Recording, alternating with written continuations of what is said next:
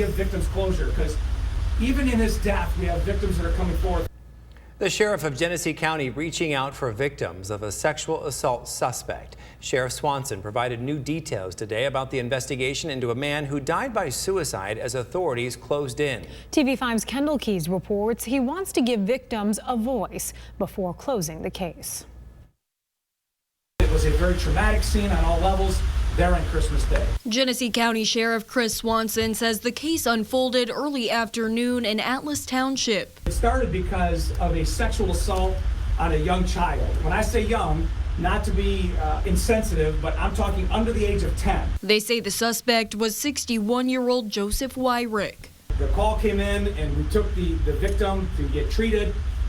Wyrick took off back to his house in Genesee Township. And that's where sheriff's detectives found Wyrick later that Christmas evening. And as the sergeant and the Deputy High, went to go into the house, he grabbed a long-barreled shotgun and turned on the deputies. They disengaged and surrounded the house and became a barricaded gunman.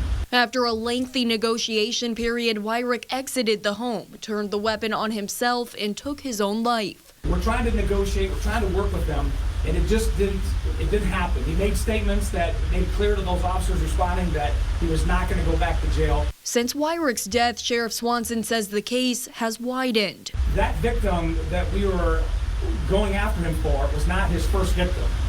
In fact, we have other victims that have come forward.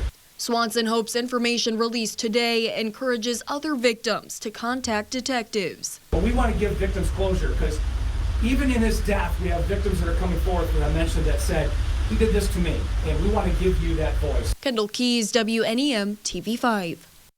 Sheriff Swanson says anyone with prior involvement with Wyrick can contact their local law enforcement office or his detectives with information.